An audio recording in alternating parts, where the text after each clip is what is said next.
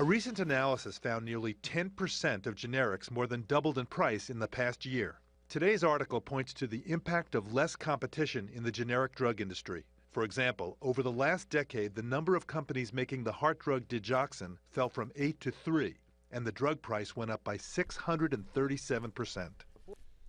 We are told not to worry so much about the price of most drugs because all we have to do is take the generic offering, same strength, same efficacy, and so much cheaper. We've been lulled into a sense of security, and now the hard truth is coming out about those generics and how it could leave you sicker and plenty of new surprises to your wallet. Let's welcome to MidPoint the founder and president of ConsumerLab.com, focused on test results for health, wellness, and nutritional products. Dr. Tod Cooperman joins us. Doctor, thank you so much for being here. Yeah, thanks for having me on, Ed. Doctor, I was astounded by this when I saw that report on CBS and also when I read a story about a woman who paid $89 for a 90-day supply of a drug to treat her autoimmune disease. She had been told nothing by her insurance company. She went to the pharmacy, filled it. They handed her a bill for $1,000. How are they getting away with this? What is this going to do? But even better, how do you stop it, if at all? Yeah. The prices on drugs vary from pharmacy to pharmacy, and it's really up to the consumer at this point to really inquire whether there are lower prices available. You can use coupons, you can use discount cards, you can even go outside the country, although it's not technically legal. There are many real pharmacies in other countries that'll sell you these products at 90% lower cost. But isn't that also very dangerous? Because many times I'm told if you go to foreign lands, if you go to Mexico, for instance, you don't know what you're getting. It can be dangerous. We actually have another site called pharmacychecker.com where we actually check the legitimacy of online pharmacies, and you can find real pharmacies in other parts of the world that will sell you these medications made by the same companies. But if you want to stay, within the country, certainly, as I said, there are discount cards, coupons. Most of these are free, and if you shop around, you can do much better, even domestically on the prices of drugs. But let's then look at what the industry says here. They claim that fewer companies are making certain generics, wipes out the competition that has kept the prices low for so long. Doctor, I have to be very honest with you as a consumer, that sounds like a load of bull hockey. Yeah, I mean, the companies will charge what the market will bear. That's the American way. Certainly in other countries, there are caps on drug prices. There are negotiations that occur. So in other places of the world, you can get lower price medication. Here, you really have to be aggressive. And, when they say it's going to be $1,000, say, is there a coupon? Is there a discount? They may offer that, but you have to ask. You have to be an active, involved consumer with medication today. What is the reality then, in your opinion, as to why we are seeing price spikes in some cases of 8,000%?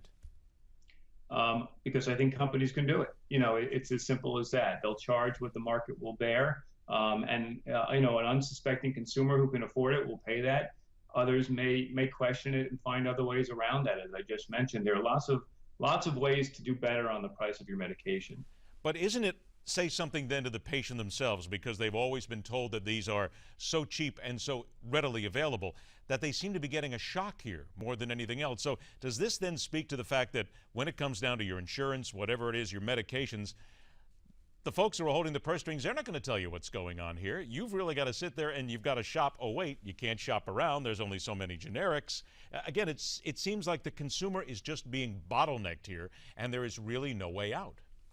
I agree with you. I mean, I have tremendous information available to me, but even, in my own family, my wife got a prescription for a cosmetic cream. It was incredibly expensive here. Even we have a good discount, a good pharmacy benefit program and health insurance and all of that. And yet it was, I think about 1/4 of the price getting it, from Canada. Prices can be much lower. These prices don't have to be so high, but companies will charge what they can get away with. Is this just plain and simple greed? It is greed. It's companies getting away with what, with prices that they can charge. But it's just like anything else in the marketplace. You need to be an active consumer now with medication.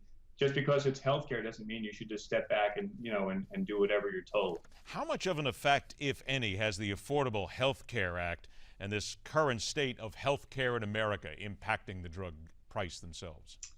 You know, it doesn't help on the drug price side. It actually creates more demand because more people have coverage. They're seeing doctors. They're getting prescriptions written. So you're increasing demand. You're not necessarily increasing the supply. So I don't think it's having any kind of positive effect, beneficial effect on drug prices. I remember back in 2013, the Supreme Court had the 5-4 decision overturning a lower court awarded a New Hampshire woman some $21 million for pain and suffering and other damages, and that really was a big hit on generic drugs here. There's that, and then there's also the stories we consistently hear about the fact that a lot of these generics are made overseas. They do not have the same sort of guidelines, if you will, that we have here in America and look at, and that many of these generics, even if you shop them, some of them can be exceptionally dangerous. Well, we at consumerlab.com have actually tested, some generics and found some problems as we've reported, for example, with an antidepressant that really had turned out the FDA had never really even tested it. And it took them 5 years to get their product off the market. So it's not just that the products are made in other countries, because most of our drugs, even brand name medications, are being made in other countries. The issue is that the FDA isn't in there always inspecting these facilities, either here or abroad. And also, the rules for what makes a drug considered equivalent to a brand name product, those could be a bit tighter as well. So there are some products that get through, particularly those that are extended release products, where the formulation, the technology to get the drug out of the pill can be different in the generic than from the brand name medication. You have to be particularly concerned, I think, about those types of products.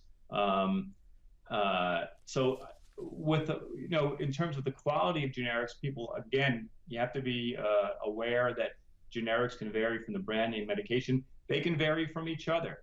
And more likely than not, you're going from generic to generic at this point. So if you find the product that does work for you, look at the label or ask the pharmacist, find out who's making that product. There might be 12 different companies making it, and ask for basically that same distributor or manufacturer every time you get it filled. Otherwise, you may be getting a different one, and may be getting a slightly different effect. Do your homework, consumers. It's right back down to that no matter how we look at it, one way or another. Dr. Tod Cooperman, thanks so much for joining us. Don't forget, folks, also find out what the doctor and his staff are saying at consumerlab.com, where you hear a lot more about what we have just talked about. Doctor, thanks again for your time. Thanks, Ed. All right, after the break, from the left on President Obama's executive action. That's coming up right here on MidPoint, where we question everything.